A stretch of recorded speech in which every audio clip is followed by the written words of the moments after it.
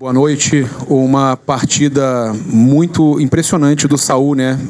A estreia, vamos dizer assim, do Saul.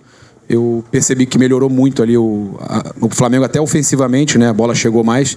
Queria que você falasse um pouquinho sobre essa partida do Saul e aproveitasse também e explicasse o porquê que o Matias ele vinha bem numa recuperação e não está sendo relacionado. Obrigado. Boa noite a todos. Primeiro do Saul. Vocês estão me ouvindo, Tom, né? Sim. Ok. O Saul fez um grande jogo, excelente jogo. Temos que lembrar que o Saul, quando pisa aqui no Flamengo, ele estava treinando, não estava treinando com nenhuma equipe, estava treinando separado e vinha de férias, né? Então o Saul até pegar a forma física dele. Tentei em alguns jogos dar minutos para ele tentar recuperar o mais rápido possível, que muitos jogadores, e ele é um jogador que se lesiona pouco,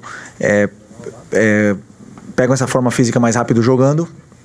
E principalmente essa função do volante, que para mim na minha equipe é tão importante, é o coração do time. Então ela exige um pouco mais de conteúdo tático, treinos, vídeos e conceitos tanto ofensivo como defensivo. Então não é simples ele chegar e jogar. E hoje eu senti que ele estava preparado e fez um grande jogo. Como toda a equipe, né? Elevou bastante o nível da equipe. E o Vinha, simples, concorrência. Na verdade, temos aí o lateral que é titular da seleção brasileira, que é o Alexandro, que também vem muito bem.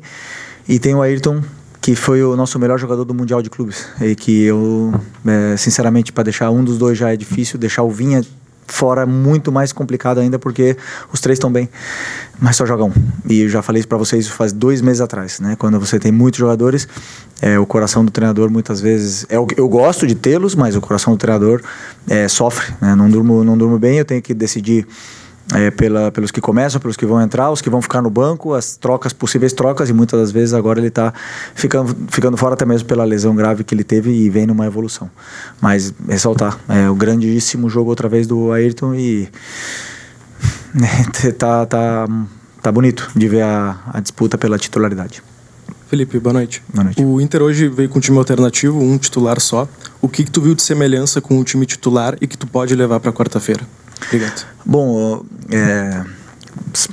tínhamos algumas informações aí que saíram na imprensa de que o Roger poderia optar por não colocar os principais jogadores, mas, se eu não me engano, 5 ou 6 desses jogadores que jogaram hoje foram titulares durante algum momento dessa temporada. São grandes jogadores, uma grande equipe. O ataque é um ataque muito perigoso, na qual nos criou muita dificuldade para poder defendê-los, né? Borré, eu joguei com ele, sei a qualidade que ele tem, um grande jogador. O Valência, um cara que já fez gol contra nós ano passado, muito difícil. O próprio Vitinho, um jogador muito imponente num contra um, criou chances até de perigo. Mas o que eu percebo do jogo é que dá para ver o modelo do Roger muito, muito bem enraizado, independente do jogador que jogue, né? Então, independente dos nomes que jogassem, nós queríamos vir aqui ganhar e vamos pensar da mesma forma na quarta-feira. Temos que fazer um jogo perfeito para poder vencer outra vez. Felipe, boa noite. Boa noite. O que foi possível estudar do primeiro jogo na Copa Libertadores para agora, e principalmente para o jogo da volta aqui no Beira-Rio na quarta-feira, e como o Flamengo chega depois de 2 vitórias e principalmente depois de uma vitória como essa jogando em Porto Alegre? Bom, sempre todos os jogos, né, nos oferecem. Eu sempre falo que é um guia, né? O jogo é um guia, ele guia pelo caminho que você tem que primeiro melhorar a sua equipe, corrigir os erros. O primeiro jogo nosso da Libertadores nos deu essa guia do que estava acontecendo no campo e que não conseguíamos gerar vantagens em alguns momentos. E depois eu esqueci o que tu falou. Como chega o Flamengo? Ok. Isso. E sempre é importante para mim vencer. O futebol é um estado de ânimo, é confiança. E o jogo da quarta-feira, na verdade, na minha visão, começa hoje, né? Você tem que sempre tentar ganhar, não cometer erros para você chegar sempre com confiança, para poder dominar a bola, para você conseguir dar o passe com a força certa. Você tem que estar sempre bem, independente do jogo que venha pela frente. Então, hoje era o jogo de hoje e a partir de amanhã vamos começar a pensar no jogo de quarta-feira. Boa noite, Felipe, aqui. Sidão Marinho da Litoral News. O Flamengo vai para o terceiro jogo contra o Inter e você vai ter um tempo quase que 24 horas com os jogadores aqui em Porto Alegre e permanece. Queria te perguntar como você vai trabalhar com os jogadores, porque já foram 2 duelos, 2 vitórias, só que quarta-feira é um grande jogo, né? Você tinha dito que o da quarta passada era o mais importante, agora é esse o mais importante da temporada. Como vai ser esse trabalho com os jogadores e também a nível de escalação? Porque o De La Cruz voltou hoje, né? Você tem o Saúl também presente dentro do meio de campo. O que o jogo de hoje te mostrou e como você vai trabalhar com os jogadores para manter esse nível e buscar a terceira vitória contra o Internacional? Obrigado. Bom, primeiro que vai ser um jogo completamente diferente do que foram os outros 2, né? Como você falou, são poucos dias até lá, mas na verdade dá para fazer ajustes em função do que aconteceram nesses jogos. Eu vou fazer e com certeza o Roger também.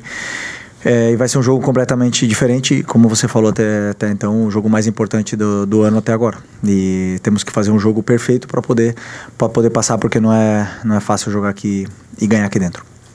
Ô Felipe, essa situação que o Flamengo está passando agora, né, de enfrentar o Inter numa sequência, como jogador já deve ter acontecido contigo. E esse resultado de 3-1, você acredita que ajuda em quê para quarta-feira? O aspecto psicológico, a confiança aumenta?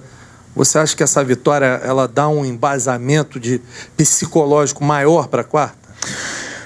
Não, eu penso que reforça a ideia perante ao grupo, reforça a força que tem esse grupo, esse elenco, né, que aonde vai jogar, contra quem for, sempre pode competir da mesma forma, independente dos jogadores que joguem.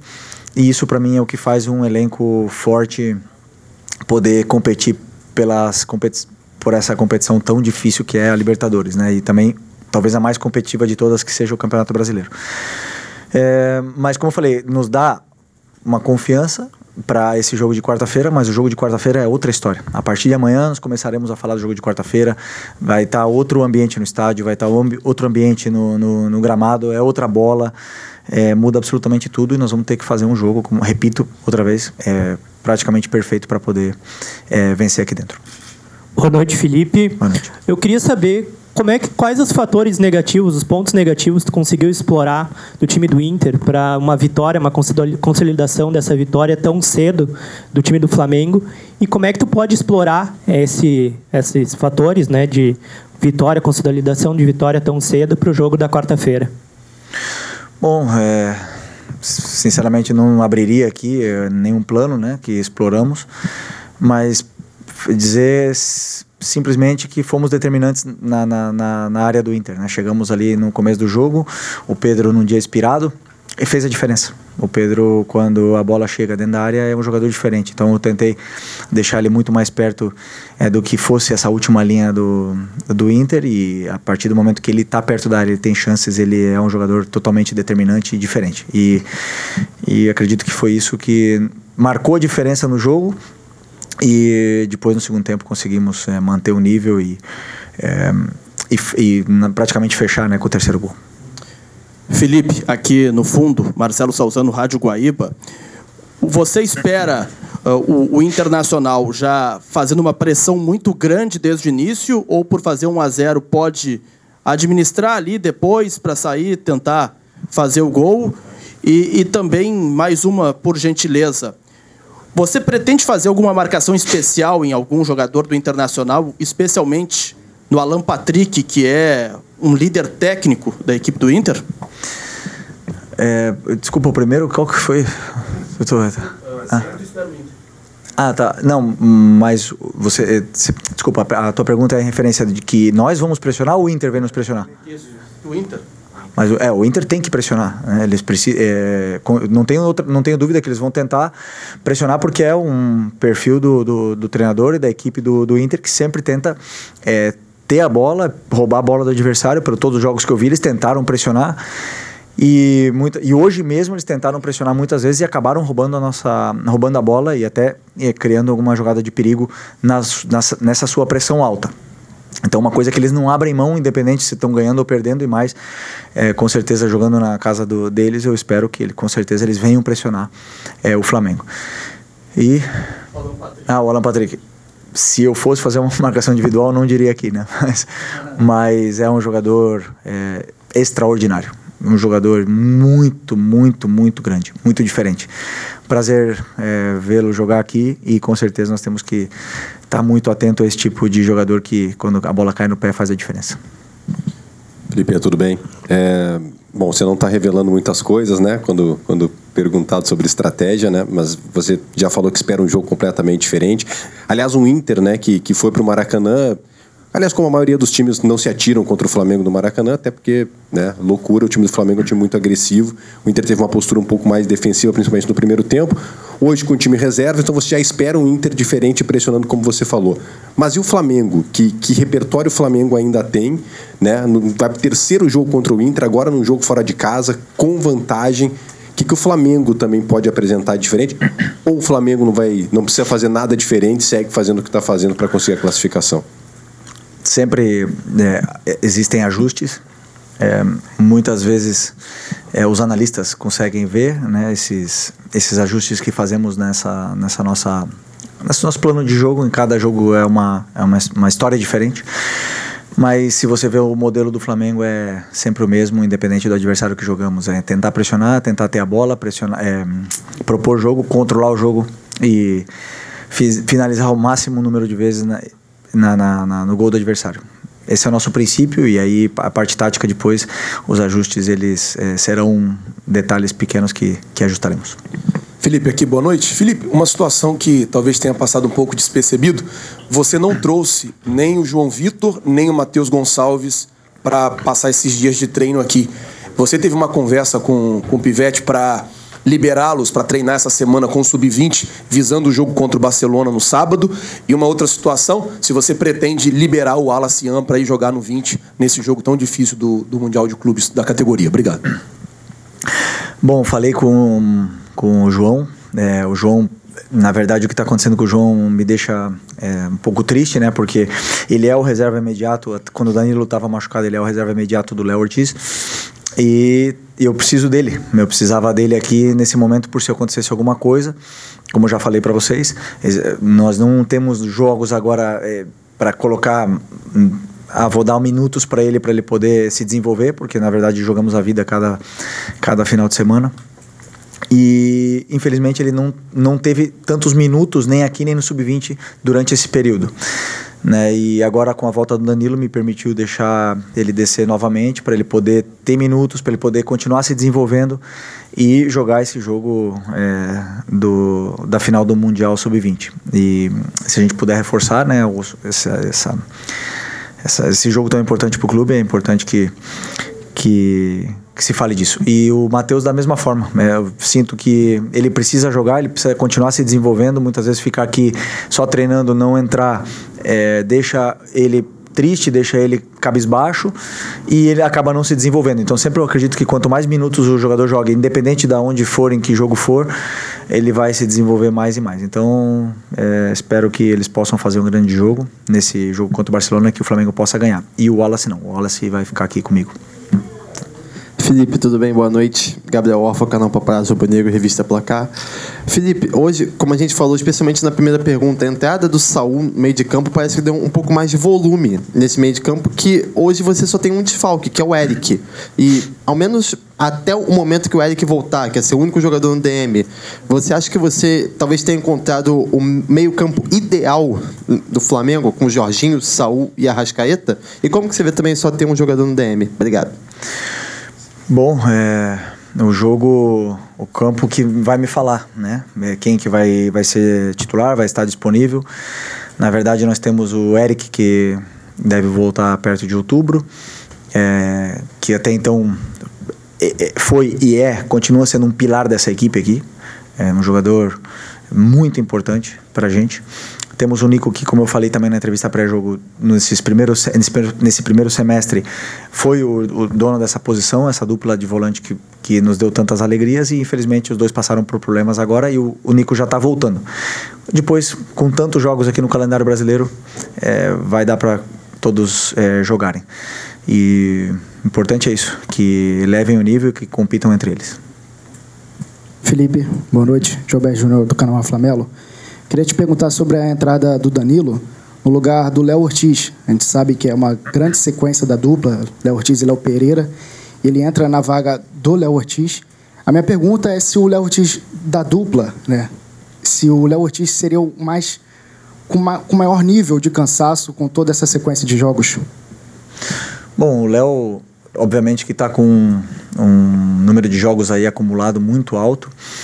É um jogador que tem um físico privilegiado, porque aguenta essa sequência. Mas claro que o jogador com tantas viagens, com tantos jogos e com tanta exigência do modelo de jogo, acaba muitas vezes baixando um pouco a sua forma durante os 90 minutos, né? São detalhes que eu, como treinador, eu consigo notar bem, mas que essa volta do Danilo agora nos possibilita poder ir dando minutos para todos. Também do Cleiton, né? Se em algum momento precisar, ele está aí à disposição. Mas eu acredito sim que o Léo vem de uma sequência muito pesada, muito forte, porque o Léo ainda teve viagens com a seleção, então ele não teve em nenhum momento uma quebra que pudesse descansar corpo e mente. Então essa volta do Danilo agora deu essa possibilidade de ele poder descansar um pouco. Felipe, Mauro Santana, do canal Mauro Santana. E torcedor, muitas vezes ele acaba cobrando pela boa apresentação que o Flamengo tem em parte do jogo ou em um tempo, que o Flamengo mantenha essa intensidade durante os 90 minutos e muitas vezes fica decepcionado quando o Flamengo cai um pouco do seu ritmo. E eu percebo pelo meu lado que você tenta fazer essa dosagem no sentido de fazer o time aprender a trabalhar com a temperatura do jogo, com as circunstâncias da partida, ou acelerar ou cadenciar o jogo. Como é que você trabalha dessa forma a equipe, de tentar educar os jogadores neste sentido, de acelerar ou cadenciar o jogo quando necessário e também lidar com essa pressão da torcida, que quer o time sempre insinuante, atuando em altíssima intensidade? Eu, como treinador, eu quero que seja um amasso os 90 minutos. Meu sonho seria ideal.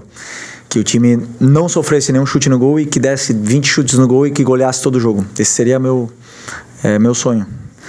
Mas isso não existe no futebol, né? Os jogadores, eles oscilam, eles cansam, eles passam por fases durante o jogo, eles ganham confiança, eles perdem confiança. O jogo, durante os 90 minutos, acontecem muitas coisas, mudanças de tática, de estratégia do treinador contrário. E é normal que em algum momento que o time pare de amassar, como você fala, e só que o problema, como eu falei na outra coletiva, são as expectativas. A gente tem a expectativa porque o Flamengo tem um elenco altamente qualificado e muito valioso, que seja isso todos os jogos, né? Então sempre estamos com as expectativas altas e acaba vindo as frustrações para mim. Eu estava falando hoje até com o meu auxiliar, que é engraçado, quando você tem uma pessoa saudável e todos os dias você olha para ela e fala: você está doente? Está acontecendo alguma coisa? E você todo dia repete essa pergunta. E várias pessoas diferentes repetem uma pergunta perguntando se essa pessoa está doente. E na verdade ela está bem. E aí? No final ela vai achar que ela está doente. Vai começar a fazer exames, vai começar a se olhar no espelho. E é um pouco isso que acontece com a gente aqui dentro. A gente está bem. Sentimos que estamos bem. Somos líderes do Brasileiro. Ganhamos vários jogos. Não sempre jogamos bem, mas o time está passando por essa temporada muito intensa, muito longa, de uma forma espetacular, mas sempre tem alguma coisa que apontam na nossa cara e digam: mas agora não está fazendo gol de bola rolando, agora só de escanteio. Mas agora foi só o Arrascaeta que fez gol, antes era todos os que faziam gol. E sempre tem alguma coisa, ou o time cria e não faz, ou não finaliza, ou não sei, que nos querem dizer que estamos doentes, mas na verdade o grupo está bem. Estamos bem, estamos num momento de muita pressão da temporada, do momento determinante, como eu falei na outra coletiva. Talvez no jogo mais importante do ano virá agora. E nós precisamos acreditar internamente que o que está sendo feito está sendo bem feito. Que as oscilações elas existem, mas que isso é o que nos tem que guiar, o que está sendo feito de dentro para fora e que essas cobranças que são normais, que não afetem o que está acontecendo aqui dentro. Professor, boa noite. Lucas Goulart da Rádio Galera. Você citou escanteio. Hoje o Flamengo não marcou gol de bola parada, mas aí eu gostaria de te perguntar qual a importância de ter um profissional dentro da sua comissão técnica trabalhando especificamente a bola parada e em que momento você identificou que precisaria desse profissional na sua comissão técnica para analisar a bola parada adversária, a sua própria bola parada e também desenvolver um repertório maior de bola parada, porque a gente sabe que é uma fase de jogo que é determinante dentro do jogo, né? Bom, primeiro eu não chego a todos os lados, né? Eu não consigo fazer tudo, eu preciso de ajuda, eu preciso de ajuda dos auxiliares, dos analistas, preciso de ajuda dos diretores, dos chefe de comunicação, eu preciso de ajuda de todos, porque o treinador tem muito trabalho e não chega a tudo. E a bola parada é uma delas, então... os auxiliares, no caso o Rodrigo, veio para somar, é um cara que o grupo respeita muito, entende que ele passou por todas essas situações, escuta ele, porque ele era um cara muito determinante e importante dentro da bola parada do que era quando ele jogava, e veio também elevar o nível, não só da bola parada, senão de todo um contexto de treinamento. E eu penso que cada auxiliar tem a sua função dentro da comissão e que eles ajudem o treinador da melhor forma possível para que tudo chegue da melhor forma para os jogadores. Felipe, professor, boa noite. Carlos Lacerda, Futebol e Resenha. Sobre uma questão que envolve agora um futebol em geral, né? Por exemplo, Inter e Flamengo, eles se enfrentam pela terceira vez em 8 dias. Veja bem, não é nem 10, né? Hoje, no lado do Internacional, você presenciou aí no Beira-Rio, uma pressão muito grande da torcida, em cima, inclusive, do próprio Roger, por ele ter escalado as reservas e até algum movimento aí já pedindo a saída do Roger. Mas você não acha que o futebol brasileiro, em especial o calendário brasileiro, ele é cruel com os clubes? Em especial clubes, por exemplo, que não têm um poder financeiro de Flamengo e Palmeiras. Você não acha que isso pode realmente daqui a pouco mudar? Não sei qual é o seu sentimento quanto a essa situação. Porque na quarta-feira, como você mesmo disse, vai ser um outro clima, né? Mas até lá a pressão vai ficar aí em função desse calendário muito recheado que o futebol brasileiro tem. Eu já falei nas outras coletivas que, na minha visão, é um privilégio você ter um calendário recheado. Isso quer dizer que você está vivo nas competições, que você disputa todas elas.